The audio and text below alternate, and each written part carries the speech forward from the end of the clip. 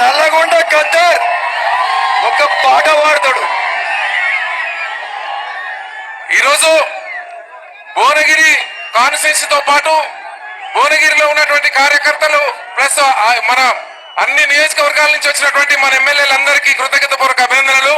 అదే మాదిరిగా తెలంగాణ పులిబిడ్డ రేవంత్ అన్న నాయకత్వంలో ఇక్కడ ఉన్నాము. అది చాలా సంతోషం. మన తెలంగాణ ఉద్యమ వీరుడు కోమటిరెడ్డి వెంకటరెడ్డి గారు మంత్రి గారికి, మన తెలంగాణ మొనగాడు రాజన్న నాయకత్వంలో అందరూ కూడా ఉద్యమ స్ఫూర్తితోని తెలంగాణ అంటే నల్గొండ, నల్గొండ అంటే విప్లవోద్యమంలో తెలంగాణలో తెలుగు గడ్డలో కారం పొడి పొడి రోకలు అందుకొని రసకారులతో రుణం చేసిన నల్లగొండరా ఎర్రగొండరా నల్గొండ. మన నల్గొండ పోరాటం ఉద్యమం మనది. నేను ఎక్కడ కూడా వేదిక మీదకి రాలేదు, వచ్చినట్టు అర్థం చేసుకోండి. కిరణ్ అన్నని గెలిపియండి. నా పాటలు వినే ప్రతి కాంగ్రెస్ పార్టీ కార్యకర్తలందరూ కూడా కిరణ్ అన్న కాంగ్రెస్ పార్టీ ఒక మామూలు కార్యకర్తలకు మన రేవంత్ అన్న టికెట్ ఇచ్చి పంపాడు. మన ఉమ్మడి నల్గొండ జిల్లా నుంచి మనం గెలిపిద్దామని కూడా ఈ సందర్భంగా మరొకసారి తెలియజేస్తూ, మరొకసారి 3 రంగుల జెండా పాట వేసుకోండి. 3 రంగుల జెండా పాట వేయండి ప్లీజ్. పాట స్టార్ట్ చేయండి. అందరూ ఒకసారి డాన్స్ చేయాలి ప్లీజ్. డాన్స్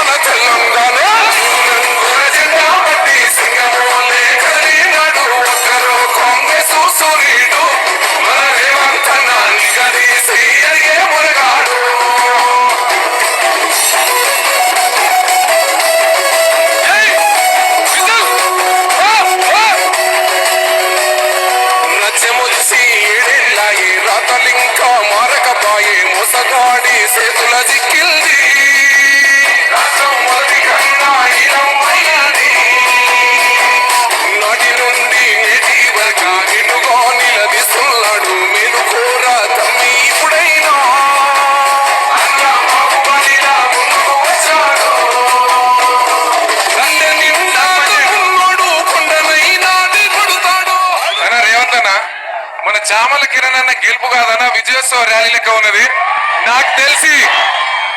అన్న చామల కిరణ్ అన్న విజయం, ఇక్కడ తెలంగాణ వీరుడు, అక్కడ తెలంగాణ మొనగాడు. అన్న ఎప్పుడైతే రాజగోపాల్ రెడ్డి గారిని ఇక్కడ పెట్టారో ఉరకలు వేసే ఉత్సాహంతో ఆడుతూ పాడుతూ ఆట పాటలతో నెమలి నాట్యం ఆడి కోయిల రాగం తీయడానికి నేను సిద్ధమై 3 పాటలు కూడా పంపించిన 30 పాటలు పాడి పంపిస్తా గానీ మనం తెలంగాణలో అత్యధిక మెజార్టీతో మన కిరణ్ నన్ను గెలిపారని కూడా మరొకసారి తెలియజేస్తూ సెలవు తీసుకుంటాం.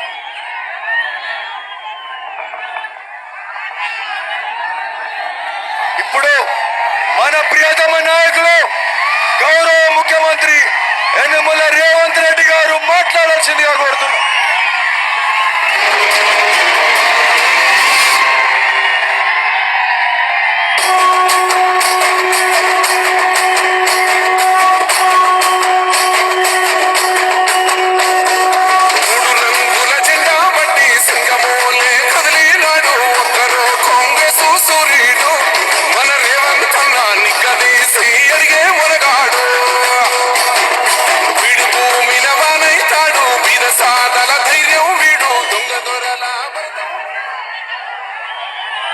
మిత్రులారా,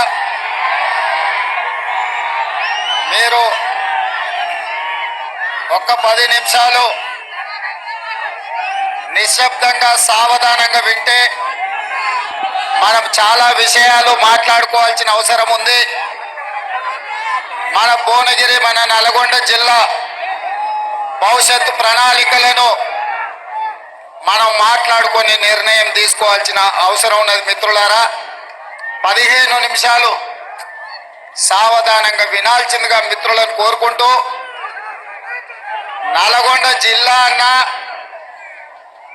భువనగిరి ప్రాంతం అన్న, సర్దారు సర్వాయి పాపన్న గౌడు మొట్టమొదట గుర్తొస్తాడు. దొడ్డి కొమరయ్య గుర్తొస్తాడు. చాకలి ఐలమ్మ గుర్తొస్తుంది. రావి నారాయణ రెడ్డి గుర్తొస్తాడు. బద్దం నరసింహారెడ్డి గుర్తొస్తాడు. మల్లు స్వరాజ్యం గుర్తొస్తుంది. ఆరుట్ల రామచంద్రారెడ్డి గుర్తొస్తాడు. ఆరుట్ల కమలాదేవి గుర్తొస్తుంది. ధర్మ భిక్షం గుర్తొస్తాడు. కొండా లక్ష్మణ్ బాపూజీ గుర్తొస్తాడు. ఆనాడు సోదరిమణి బెల్లి లలిత గుర్తొస్తుంది. భువనగిరి గడ్డ అంటే ఉత్పల సంఘం పెట్టిన దొడ్డి కొమరయ్యను ఈ ప్రాంతం ఎప్పటికీ మరవదు. మిత్రులారా, ఇవాళ నేను మీతోని మనసు విప్పి మాట్లాడదలుచుకున్నా. ఈ తెలంగాణ రాష్ట్రం ఆనాడు హైదరాబాదు సంస్థానం ఆదిలాబాదు జిల్లాలో కొమరం భీం రామ్జీ గోండు జల్ జమీన్ జంగల్ అని భూమి కోసం, భుక్తి కోసం, విముక్తి కోసం వాళ్ళు మొదలుపెట్టిన పోరాటం ఈ నల్లగొండ గడ్డ మీద మా ఎర్రజెండా సోదరులు సాయుధ రైతాంగ పోరాటం మొదలుపెట్టి నిజాంల నుంచి, రజాకర్ల నుంచి హైదరాబాద్ సంస్థానానికి విముక్తి కలిగించారు. ఈ గడ్డ పోరాటాలకు స్ఫూర్తి. ఈ గడ్డ బానిసతత్వానికి అడ్డంగా నిలబడి నీ పాంచం దొరా అనే విధానాన్ని స్వస్తి పలికి ఈ ప్రాంతాన్ని దొరల గడీల నుంచి బంధ విముక్తుల్ని చేసింది ఈ ప్రాంతం. మరి ఇవాళ కుంభం అనిల్ రెడ్డి అధ్యక్షతన చామల కిరణ్ రెడ్డి పార్లమెంట్ నామినేషన్ కి నాతో పాటు పెద్దలు కోమటిరెడ్డి వెంకటరెడ్డి గారు, కోమటిరెడ్డి రాజగోపాల్ రెడ్డి గారు, వేముల వీరేశం గారు, మందుల సామెల్ గారు, సోదరుడు మల్రెడ్డి రంగారెడ్డి గారు, కొమ్మూరు ప్రతాప్ రెడ్డి గారు, అదేవిధంగా జిల్లా పార్టీ అధ్యక్షులు, మండల పార్టీ అధ్యక్షులు, గ్రామ శాఖ అధ్యక్షులు, కాంగ్రెస్ పార్టీ కార్యకర్తలతో పాటు పెద్దలు, సిపిఐ నాయకులు, మల్లా పల్లా వెంకటరెడ్డి గారు, అదేవిధంగా మీ అందరినీ ఉదయం నుంచి ఉత్సాహపరిచి మీలో ఒకరి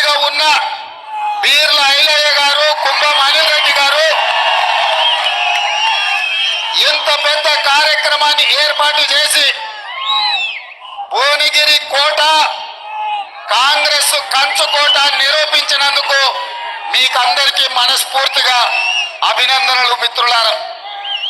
మిత్రులారా, ఇవాళ మీరు ఆలోచన చేయండి, పోటీలో నిలబడ్డ అభ్యర్థులు ఎవరు, వాళ్ళ గుణగణాలు ఏంది, వాళ్ళు గతంలో ఎక్కడుండిరి ఎట్లుండిరి, ఎన్నికల్లో గెలిస్తే వాళ్ళు చేసింది ఏంది ఒక్కసారి ఆలోచన చేయండి.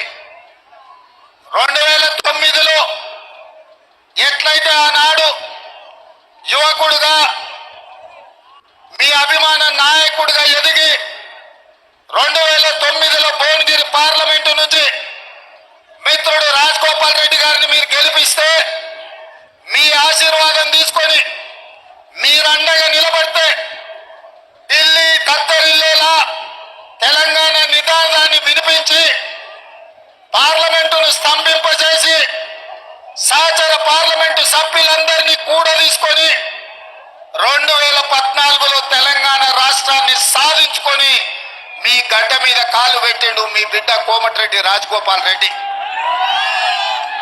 ఏ రోజు కూడా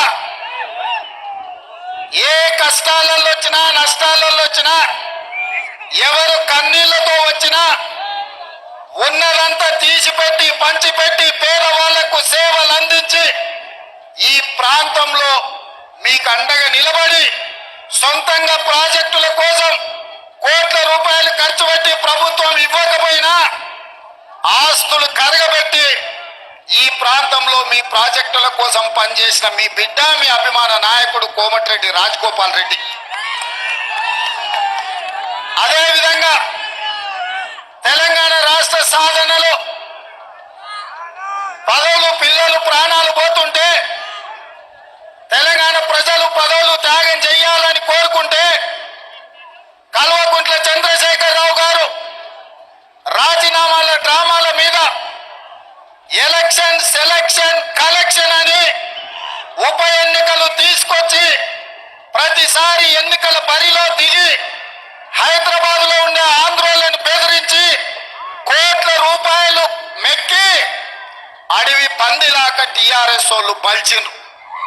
కానీ ఆనాడు ఉస్మానియా యూనివర్సిటీకి పోయి విద్యార్థులను కలిస్తే విద్యార్థులందరూ కలిసి ఎంకన్నతోటి ఎంకన్నా నువ్వు తెలంగాణ కోసం మంత్రి పదవి రాజీనామా చేయి, తెలంగాణ ఎట్లా రాదో చూద్దామంటే మీ అభిమాన నాయకుడు కోమటిరెడ్డి వెంకటరెడ్డి గారు ఆనాడు మంత్రి పదవిని త్యాగం చేసి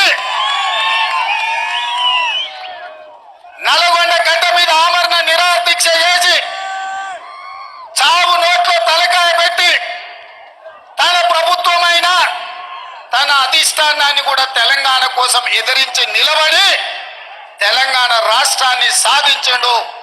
ఆయన ఇంకన్నా చెప్పిండు, మళ్ళీ తెలంగాణ రాష్ట్రంలోనే ఏదైనా పదవి తీసుకుంటా, ఉమ్మడి రాష్ట్రంలో సమైక్య పాలనలో నాకు మంత్రి పదవి వద్దు అని ఆనాడు కొండా లక్ష్మణ్ బాబూజీ ఎట్లా త్యాగం చేసిండో ఈనాడు కోమటిరెడ్డి వెంకటరెడ్డి మంత్రి పదవికి రాజీనామా చేసి మీ నల్లగొండ పౌరుషాన్ని మీ పోరాట పటిమను కోమటిరెడ్డి వెంకటరెడ్డి గారు ఇవాళ నిరూపించను. వాడెవడో సన్నాసి, భూమికి మూరేడు లేడు, ఎంకన్నా మస్క కొడుతుండు మంత్రి పదవి కోసం, రాజగోపాల్ మస్క కొడుతుండు అంటున్నారు. ఆ సన్నాసికి ఒక్క మాట చెప్పదలుచుకున్నా నేను, దొరగారి గడిలో సారాలో సోడా పోసి కాదు వాళ్ళు వచ్చింది, కోమటిరెడ్డి బ్రదర్స్ రక్తాన్ని చెమటగా మార్చి భుజాలు కాయలు కాసేలా 3 రంగుల జెండాను మోసి నాయకులుగా ఎదిగినరు.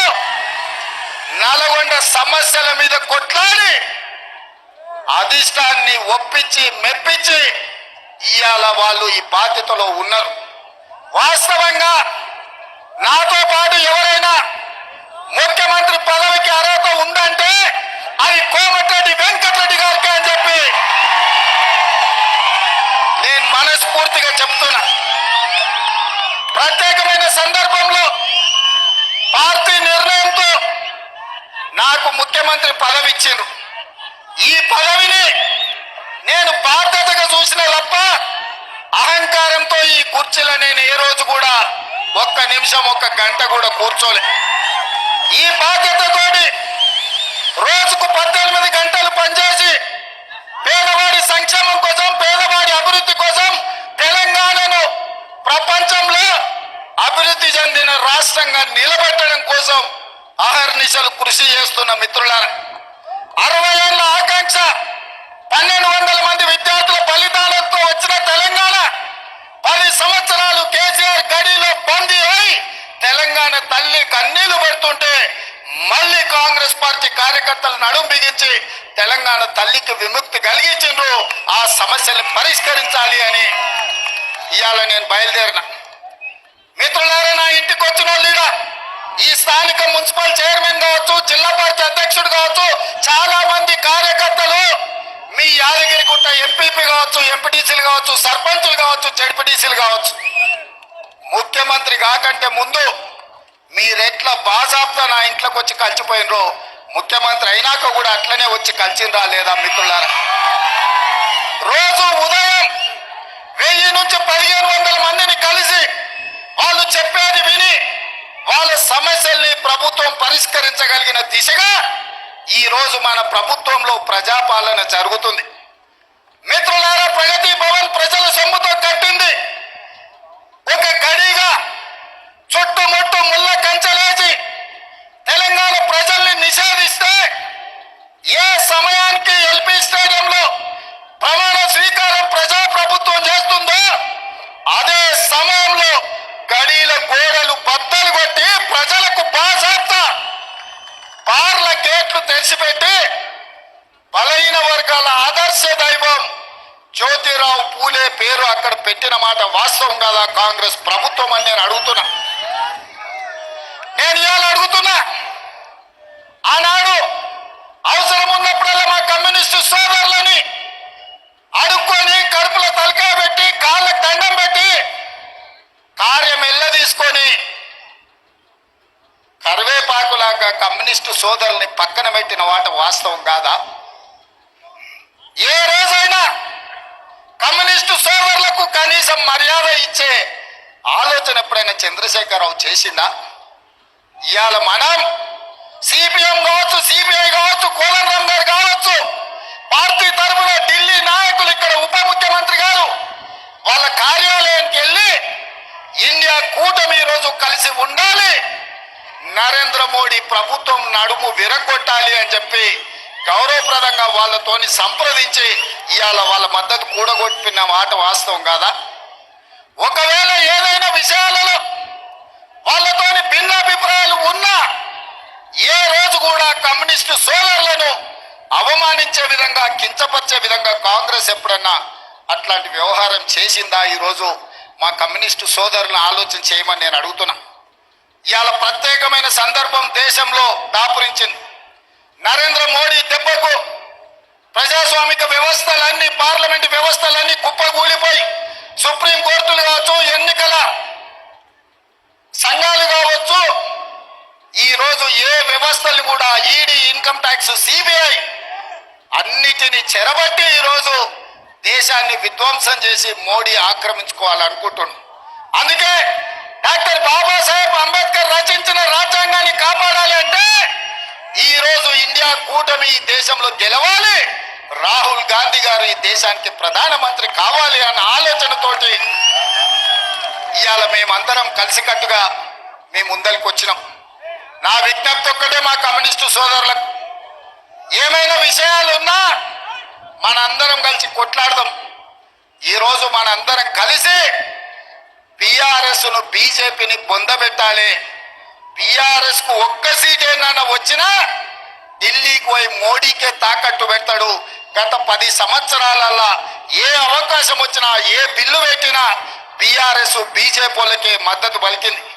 నోట్ల రద్దు కావచ్చు, జిఎస్టీ బిల్లు కావచ్చు, ట్రిపుల్ తలాక్ కావచ్చు, 370 ఆర్టికల్ కావచ్చు, రైతు వ్యతిరేక నల్ల చట్టాలు కావచ్చు, ఏ సందర్భం వచ్చినా మోడీకే ఈ కేడీ మద్దతు పలికిండు తప్ప ఏ రోజు కూడా మోడీతో కొట్లాడే ప్రయత్నం చేయలే.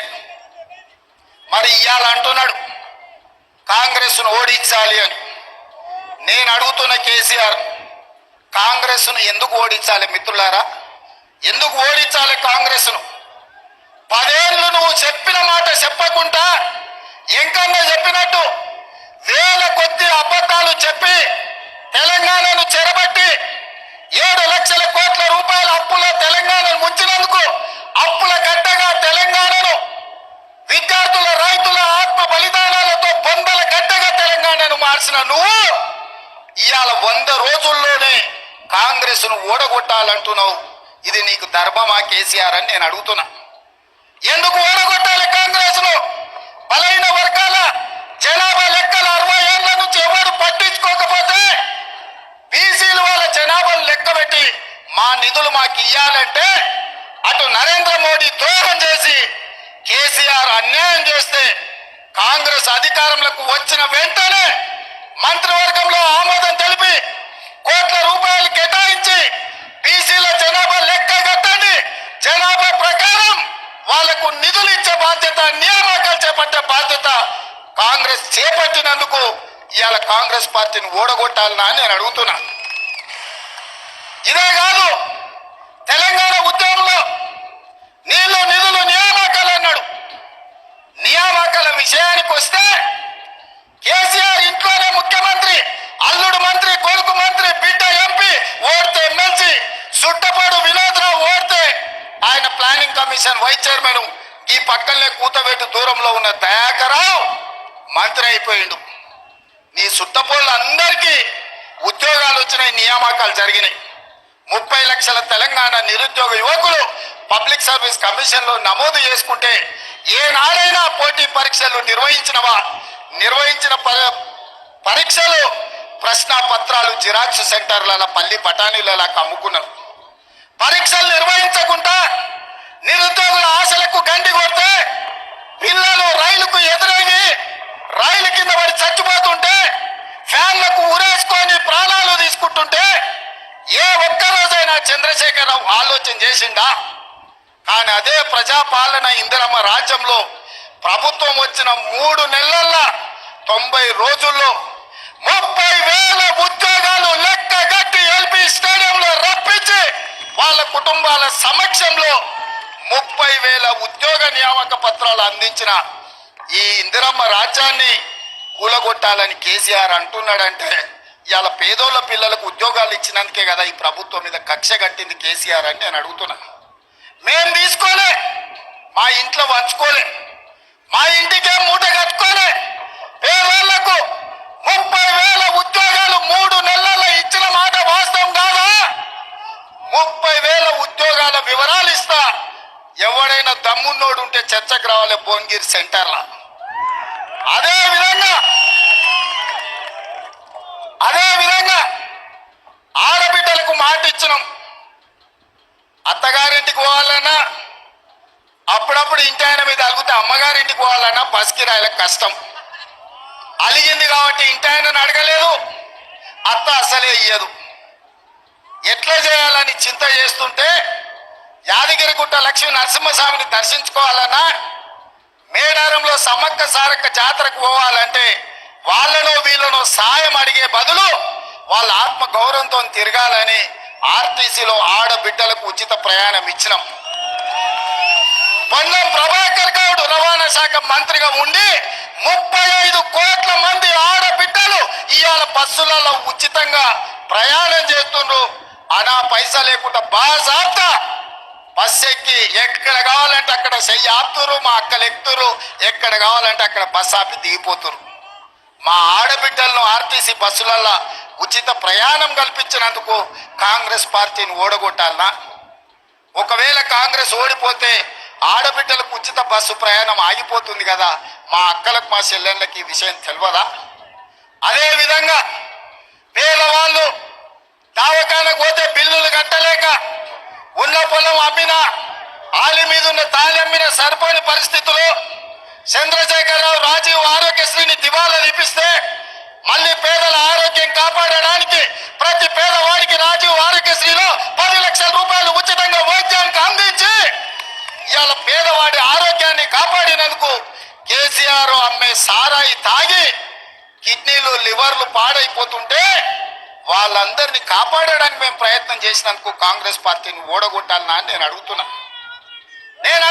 కేసీఆర్ ను, సన్నాసి బీజేపీ బీఆర్ఎస్ వాళ్ళను, మేము ఆడబిడ్డల కన్నీళ్లు తుడవడానికి, కట్టెలపై కష్టాలు తీరవడానికి ఆనాడు గ్యాస్ పోయి సిలిండర్ దీపం పథకం కింద సోనియమ్మ ఇచ్చింది. 400 రూపాయలకే సిలిండర్ ఇచ్చింది. మోడీ కేడీ కలిసి ఏం చేసిర్రా? 1200 చేసిర్రు. ఏమక్క అవునా కదా? 1200 కాలే. పాదయాత్రల ప్రజలు వచ్చి, ఆడబిడ్డలు వచ్చి 1200 ఆయన సిలిండర్ ఎట్లా కొనాలి, కష్టమంతా దానికే పోతుందంటే ఆలోచన చేసి ఆడబిడ్డలకు, పేదవాళ్లకు 500 రూపాయలకే సిలిండర్ ఇస్తామని ఇవాళ 40 లక్షల కుటుంబాలకు 500 రూపాయలకే సిలిండర్ ఇస్తున్నందుకు ఇవాళ కాంగ్రెస్ పార్టీని ఓడగొట్టాలనా అని నేను అడుగుతున్నా. అదే విధంగా డబుల్ బెడ్రూమ్ ఇళ్ళ పేరు మీద కథలుగా చెప్పి అల్లుడొస్తే ఆడ ఉంటాడు, కొడుకు కోడలు ఉంటే ఆడమంటారు, గొర్రెపిల్ల మేకపిల్ల ఉంటే ఆడగట్టేస్తారు అని ఊరిచ్చిండు. ఆనా పిల్లంటలు కోట శ్రీనివాసరావు ఊరించినట్టు గద్ద ముక్క ఆయన. ఎవరికైనా వచ్చినావే మా సోదరులు నడుతున్న డబుల్ బెడ్రూమ్ ఇల్లు వచ్చిందా? ఎవరికైనా ఇచ్చిండా? 10 ఏళ్ళైనా ఒక పేదోనికి డబుల్ బెడ్రూమ్ ఇయ్యలే ఆ సన్నాసి. కానీ వచ్చిన ఎంబడే 4.5 లక్షల ఇందిరమ్మ ఇల్లు, ప్రతి ఇంటికి 5 లక్షల రూపాయలతోని 22,500 కోట్ల రూపాయలతోని పేదవాడికి ఇందిరమ్మ ఇల్లు ఇచ్చేటందుకు ఇవాళ కాంగ్రెస్ పార్టీ నిర్ణయం తీసుకున్నది. పేదోడికి ఇల్లు కట్టించినందుకు కాంగ్రెస్ ను ఓడగొట్టాలన్నా ఈ సన్నాసి అంటున్నాడని నేను అడుగుతున్నా. అదే విధంగా మిత్రులారా, 5 పథకాలు, ఆర్టీసీ బస్సు ఉచిత ప్రయాణం, రాజీవ్ ఆరోగ్యశ్రీ పథకం, 500 రూపాయలకే సిలిండర్, 200 యూనిట్లు ఉచితంగా పేదవాళ్లకు 0 బిల్లు, ఇవాళ ఉచిత కరెంటు, ఇందిరమ్మ ఇండ్లు, 30,000 ఉద్యోగాలు, బీసీ జనాభా లెక్కలు, ఇన్ని పనులు 100 రోజుల్లో చేసినాం. 100 రోజుల్లో ఇన్ని పేదల కోసం సంక్షేమ పథకాలు ఈరోజు పేదవాళ్ళను ఆదుకోవడానికి కాంగ్రెస్ ప్రయత్నం చేస్తుంటే, కొత్తగా వచ్చిన ప్రభుత్వం 6 నెలల సంసారం చక్కగా జరగని అని అంటాడా? లేకపోతే పిల్లి శాపనార్థాలు పెట్టినట్టు ఇది కూలిపోతుంది, ఇది పడిపోతుంది అంటున్నా. నీ అయ్యా జాగిరా, ఇది మన ఫుల్ పార్టీలు అనుకుంటున్నా బిడ్డ. కూలనికే పడనికే లాగుల తొండలిచ్చి కొట్టిపిస్తా మా నల్గొండ సోదరులతో బిడ్డ. నువ్వు అనుకుంటున్నావు ఇది ఎవడు అల్లటప్పుడు లేడు. అవుతుంది బిడ్డ నీకు పెళ్లి మల్లమల్లగి ఇట్లా మాట్లాడినావు అంటే. అందుకే ఇవాళ 10 ఏళ్ల నుంచి ఇక్కడ కేడీ ఉన్నాడు, అక్కడ మోడీ ఉన్నాడు. మోడీ మనకు ITIR కారిడార్ ఇవ్వలే. ఆనాడు సోదమ్మ ఇస్తే రద్దు చేశాడు. మీ ఎయిమ్స్ హాస్పిటల్ 10 ఏళ్ల నుంచి ఇంకా గోడలక్కన నిలబడ్డది. ఎంకన్నా ఎంపీ అయినాక కొట్లాడి నిధులు తెస్తే ఇవాళ పనులు అవుతున్నాయి. పక్కన వరంగల్లో రైల్వే కోచ్ ఫ్యాక్టరీ కాకెక్కపోయింది. బయ్యారం ఉక్కు కర్మాగారం గద్దెక్కపోయింది. ఇవాళ ట్రిబులైట్ కానీ, పవర్ ప్రాజెక్టులు కానీ, పాలమూరు రంగారెడ్డి ఎత్తిపోతల జాతీయ ప్రాజెక్టు కానీ ఏవి నరేంద్ర మోడీ ఇవ్వకపోతే ఇవ్వపోయాడు పాడైనోడు. కానీ పార్లమెంట్ ఏమన్నాడా? కాంగ్రెస్ పార్టీ తెలంగాణ పార్లమెంట్ తలుపులు మూసిస్తుందా? తల్లిని చంపి బిడ్డను బతికించారు కాంగ్రెస్ వాళ్ళు, ఇంత దుర్మార్గం ఉంటుందా అన్నాడు. నేను అడుగుతున్న ఇవాళ భారతీయ జనతా పార్టీ నాయకులను, బండి సంజయ్ని, కిషన్ రెడ్డిని, ధర్మపుర అరవింద్ను, ఇక్కడున్న పూరా నర్సయ్య గౌడ్ను, అయ్యా కాంగ్రెస్ పార్టీ ఆంధ్రప్రదేశ్ లో పార్టీ చచ్చిపోయి కేంద్రంలో అధికారం కోల్పోయి తెలంగాణ ఎన్ని నష్టాలకు వచ్చి బరాబర్ పార్లమెంటు తలుపులు మూసి తెలంగాణ రాష్ట్రం ఇచ్చినాం. మా రాష్ట్రాన్ని అవమానించిన నువ్వు మా రాష్ట్రంలో ఓట్లు అడగడానికి నీకు అర్హత ఉందా అని మోడీని అడుగుతున్నా నేను. మీరు ఒక్కసారి ఆలోచన చేయండి తెలంగాణ ఉద్యమకారులారా. నరేంద్ర మోడీ పార్లమెంటు సాక్షిగా తెలంగాణ రాష్ట్ర ఏర్పాటు ప్రక్రియను తప్పుపట్టి కాంగ్రెస్ పార్టీని దోషిగా నిలబెట్టి పార్లమెంటు తలుపులు మూసిందని చెప్పి మా కళ్ళ ముందు మాట్లాడుతుంటే మా కడుపు మండదా? నాకు, ఎంకన్నకు, ఉత్తమన్నకు పార్లమెంట్లో అని నేను అడుగుతున్నా. మా రాష్ట్ర అవతరణనే తప్పుపట్టిన నువ్వు మా రాష్ట్రంలో ఓట్లు అడిగే నైతిక హక్కు ఉందా ఆయన తరఫున నిలబడ్డోళ్లకు బుద్ధి లేకపోయినా ఓట్లేసేటోళ్లకు లేదనుకుంటుండ్రా బీజేపీ వాళ్ళని నేను అడుగుతున్నా. అందుకే మిత్రులారా, ఇవాళ పాపం క్యామ మల్లేసి నాకు మంచి మిత్రుడే. క్యామను ముందర పెట్టాడు, వెనకంగా బూర ఊతున్నాడు కేసీఆర్. మోసం, గొల్ల కుర్మల్ని మోసం చేస్తాడు. గెలిచేటప్పుడే బిడ్డ కొడుకుని పెట్టుకుంటాడు, ఓడేటప్పుడే గొల్ల కుర్మల్ని పెడతాడు, ఓడగొట్టడానికి మోసం చేయడానికి. వెనకాల కూడు పుటాని జరుగుతుంది. బిడ్డకి బెయిల్ కావాలంటే భువనగిరిలో బీఆర్ఎస్ బీజేపీకి మద్దతు ఇవ్వాలంట. అదే విధంగా మా యాదవ్ సోదరులు అంటున్నారు, 3 ఏళ్ల కింద మా డీడీలు కట్టుకుంటూ మా సొమ్మంతా మిత్తి 2 అంతలు అయిందని. అందుకే వంగబెట్టి ఒక గొంతు గుద్ది గొర్రెకు తుప్పుడు తీసినట్టు తీయాలి టీఆర్ఎస్ వాడు ఎవడన్నా ఊర్లోకి వస్తే. ఇంకన్నా చెప్పండి, ఒక్క నిమిషం కూడా ఆలోచన చేయలే. మొదటిసారి ఎమ్మెల్యే అయినా టికెట్ అప్పుడు ఎంకన్ననే చెప్తే బీర్ల ఎల్ఐకు టికెట్ ఇచ్చినాం, 50,000తో గెలిపించింది. గెలిచిన తర్వాత నా దగ్గర నాకు కుర్వ సోదరులు అన్నదమ్ముల లాగుంటారు, యాదవులు నాకు బాగుంటారు, నువ్వు విప్ ఇయ్యాలి, ఆయనకు బుగ్గకారు ఇయ్యాలన్నాడు. ఎంబడే విప్పిచ్చే బీర్ల ఎల్ఐకు బుగ్గకారు ఇప్పించి పంపించిన. అదే విధంగా కుర్మలకి ఇస్తే మరి యాదవుల సంగతి నన్మ యాదవ్ సోదరులు వచ్చింది. అరే నీ అమ్మ మళ్ళీ అట్లెట్లరా అని అనిల్ నువ్వు ఇవాళ రాజ్యసభ ఎంపీ చేసిన, పిల్లగాన్ని చేసిన, మీకు తెలుసు కదా. మా పొన్నం ప్రభాకర్ గౌడ్ను మంత్రిని చేసిన, మా మహేష్ గౌడ్ను ఎమ్మెల్సీ చేసిన. చేయలేదా? చేసినావా చేయలేదా? మా మాదిగ అట్లూరు లక్ష్మణ్ నువ్వు విప్పు తయారు చేసిన, మా రామచంద్ర నాయకులు విప్పేసిన. ఏ లేదా మిత్రులారా? మా ఆది శ్రీనివాసును మున్నూరు కాపును విప్పు చేసిన. ఇంతకంటే సామాజిక న్యాయము బలహీన వర్గాల కోసం అండగా నిలబడేటోళ్ళు ఎవరన్నా ఉన్నారా అని నేను అడుగుతున్నా మిత్రులారా. అదే విధంగా ఇవాళ పాల్వై రజనీ కుమారి మీ నగరేకల్ ప్రాంతం పబ్లిక్ సర్వీస్ కమిషన్ లో మెంబర్ చేసినాం. ఇవాళ మీ మాదిగ బిడ్డ సర్వే సత్యనారాయణ బిడ్డ ఇవాళ సిఎంపీసీలో ఐఏఎస్ ఆఫీసర్ గా ఉన్నది. ఇవాళ పక్కనున్న సిరిసిల్ల రాజయ్యను ఇవాళ ఫైనాన్స్ కమిషన్ చైర్మన్ గా ఒక మాదిగ బిడ్డను అపాయింట్ చేయించిన, నేను పోయి మాట్లాడి ఢిల్లీలో.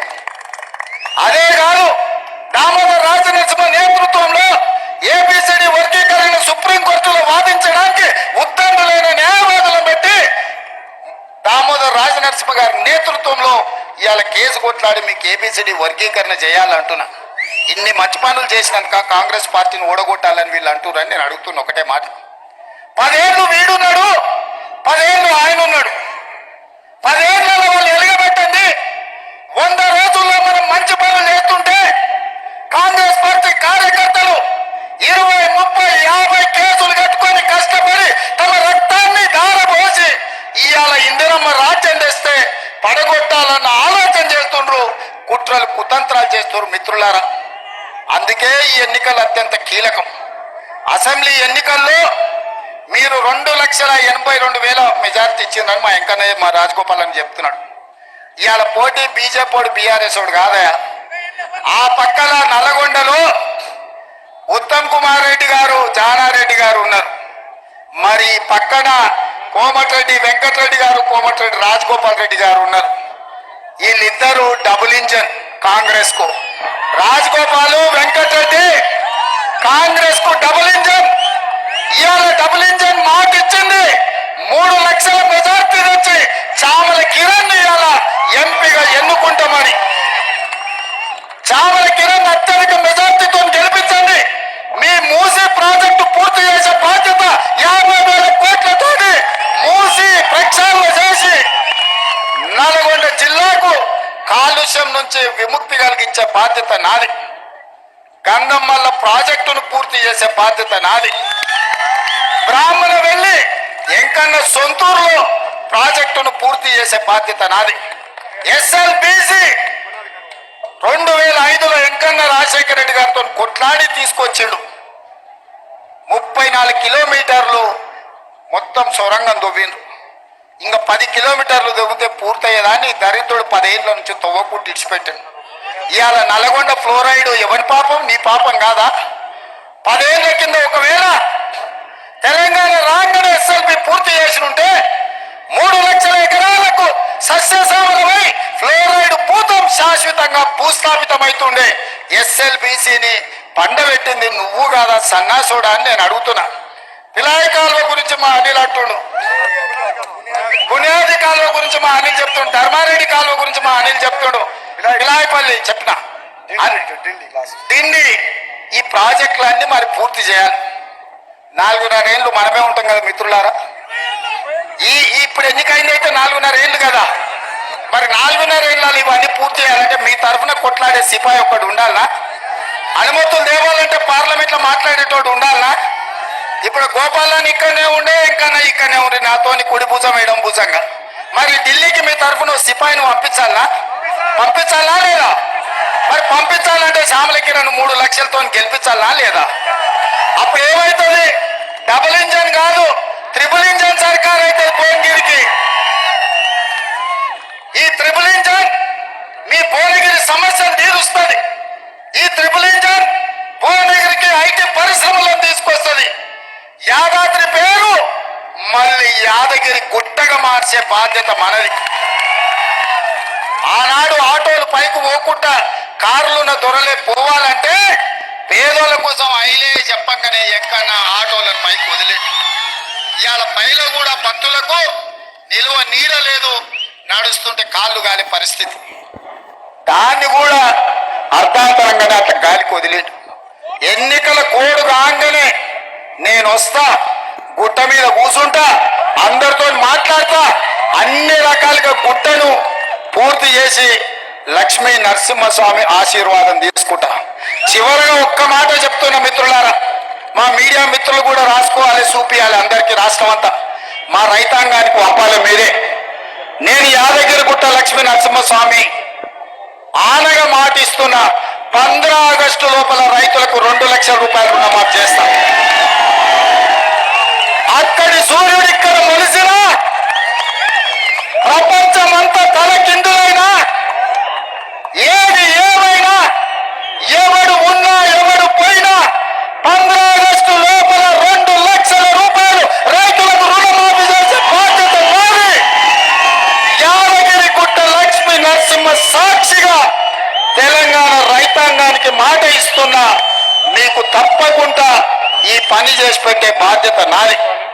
వచ్చేసారి పండించే ఒట్లు కూడా 500 రూపాయల బోనస్ ఇచ్చి కొనుగోలు చేసే బాధ్యత నాది. అందుకే మిత్రులారా, ఇన్ని మంచి పనులు చేయాలంటే భువనగిరిలో 3 లక్షలతో కాంగ్రెస్ గెలవాలి. గెలిపిస్తారు కదా? గెలిపిస్తారు కదా? సిద్ధమేనా? సిద్ధమేనా? సిద్ధమేనా? సిద్ధమేనా? సిద్ధమేనా? మా గౌరవంగా చెప్పాలి, సిద్ధమేనా? సిద్ధమే కదా?